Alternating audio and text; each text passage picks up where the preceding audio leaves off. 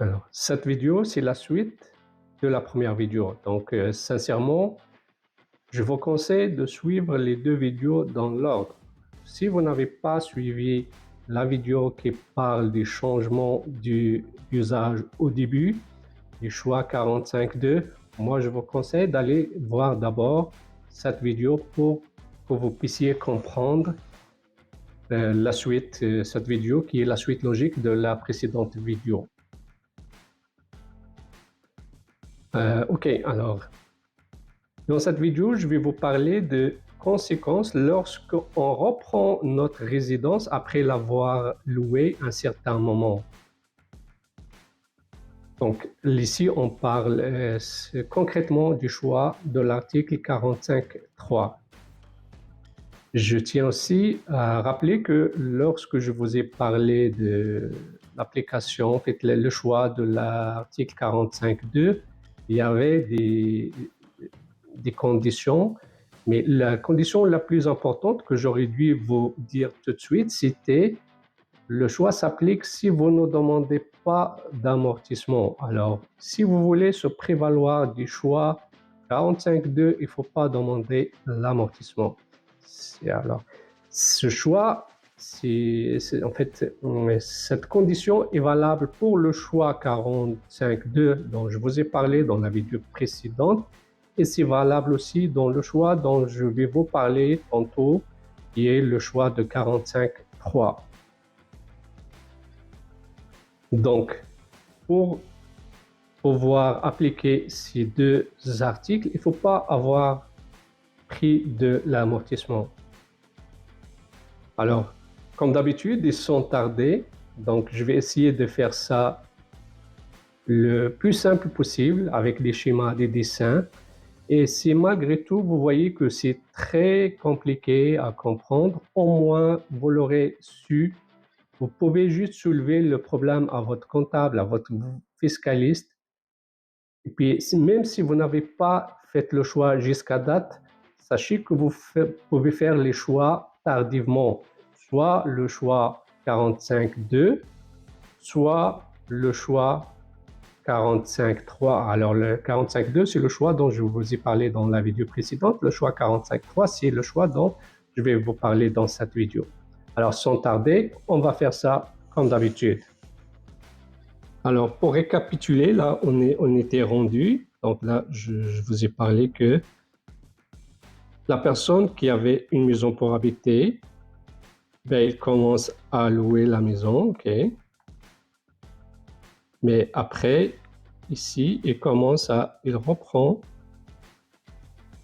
sa maison, ok, pour y habiter, ok. Là, je vous ai parlé un peu brièvement la dernière fois ici qu'il fallait faire le choix 45.3. Parfait. Mais là, je vais vous expliquer en détail les conséquences qui peuvent arriver ici. Comme je vous ai expliqué pour le changement d'usage ici. Alors, si on ne fait rien et on reprend la maison, qu'est-ce que ça veut dire? Ça veut dire ici, on est en train de faire le changement d'usage. Changement d'usage, je vous l'ai expliqué ici. Je vous l'ai déjà expliqué. C'est quoi un changement d'usage? Je vais l'expliquer ici. Donc, si c'est pas clair, allez revoir la vidéo précédente. Okay. Donc, qui dit changement d'usage dit une vente. En bon terme, une disposition. Et là, la dernière fois, je vous ai donné des exemples. J'ai dit que là, la maison, il valait 500 000. Ici, on l'a évalué, donc évaluateur, je ne reviens pas sur ça, à 700 000. Donc là, on fait un gain capital de 700 000 moins 500 000, ça donne 200 000. Parfait. Ici, vous ne pouvez pas se prévaloir de la résidence principale parce que vous n'avez pas habité la maison et n'était pas disponible pour y être habité. Okay? Alors là, la conséquence ici, c'est que vous avez fait un gain capital de 200 000, ben, il faut payer l'impôt sur ce gain capital. C'est pas compliqué. Si vous faites rien, c'est ça qui se passe. Vous payez de l'impôt.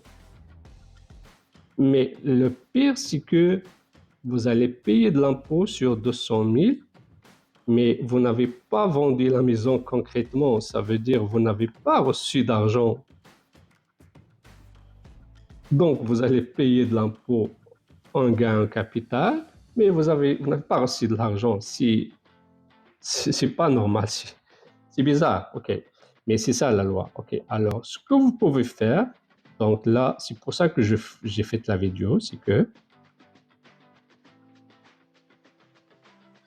on fait le choix 45.3 brièvement et simplement. Qu'est-ce que ça dit cet article? Ça dit que je reconnais avoir fait un gain capital de 200 000, mais j'aimerais reporter ce gain capital. Ça s'appelle reporter le gain. Ok, je veux reporter le gain jusqu'au moment où j'ai reçu de l'argent. Parce que là, vous n'allez pas payer l'impôt alors que vous n'avez pas d'argent. Mais quand vous allez vendre votre maison réellement, vous allez passer devant le notaire, puis l'acheteur il va vous remettre de l'argent. Là, c'est correct, vous allez payer l'impôt. C'est pas grave, là, si on paye l'impôt parce qu'on a de la liquidité. Mais ici, vous n'avez pas de la liquidité. Alors, c'est bon de faire ce choix. Ce choix, c'est de reporter l'impôt sur le gain capital. Mais attention, là, je vous ai parlé des biens, mais ça, ce choix-là, ça s'applique en particulier pour la résidence principale. Donc là, vous revenez habiter dans la maison, vous la désignez comme résidence principale, donc parmi les conditions, je vais vous les dire. Donc, parmi les conditions, il faut désigner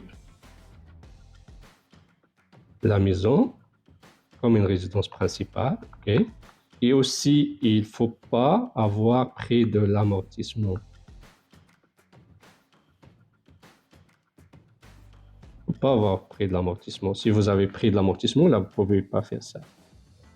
Et notre remarque aussi, si vous avez oublié de faire le choix, vous avez la possibilité de faire le choix en retard. Alors que ce soit le choix de 45.3 ou le choix 45.2 dont je vous ai parlé dans la vidéo précédente, vous pouvez toujours faire le choix en retard. Parfait. Alors, je ne sais pas si j'ai rien oublié, sinon... Alors, une note. Là, j'ai parlé juste d'une maison, okay? Parce que ça, c'est un cas très simple. Mais la difficulté s'oppose lorsqu'on parle d'un duplex et lorsqu'on parle d'un triplex, parce que vous ne pouvez pas désigner tout le duplex ou le triplex comme résidence principale. Mais sachez, il y a la possibilité de faire ça, mais ça dépasse le cadre de la vidéo que je fais. Donc, soulevez ça à votre comptable. Donc, il va se pencher sur votre cas. Il y a sûrement quelque chose à faire. Une autre chose aussi, c'est que je n'ai pas voulu aller de profondeur parce que la loi a changé entre-temps. Parfois, on considérait ça, on pouvait le faire, parfois non. Alors, c'est ça de mémoire. À partir de 2019, il y avait des changements. Mais moi, je ne veux pas aller dans ça. Mais sachez que ça existe. Donc là, je fasse tout ça. On laisse ça comme très simple. Donc, pour récapituler, Donc, on avait dit ici, c'était résidentiel, puis là, résidentiel. Et c'est là où on avait risque d'avoir un problème, mais on a fait le nécessaire. Mais si maintenant, rendu là, vous décidez de vendre la maison, donc là, vous l'avez habité, sûrement, il n'y aura pas de... Il n'y aura pas de challenge. Donc là, vous vous vendez, vous êtes vous étiez toujours dans votre maison. Donc vous pouvez se prévaloir de la résidence principale, à moins que vous ayez deux autres propriétés que vous voulez faire le choix. Donc c'est ça. Donc là, cette vidéo, ça a été plus rapide que je pensais, mais c'est parce qu'on a dit la plupart des éléments, je l'ai soulevé dans la première vidéo. Alors, si malgré tout, il reste quelque chose qui n'est pas clair, je répondrai toujours selon la possibilité à vos commentaires ou à vos contacts, soit par téléphone sur le numéro que vous voyez ici à l'écran, ou sur mon courriel que vous voyez exactement à l'écran.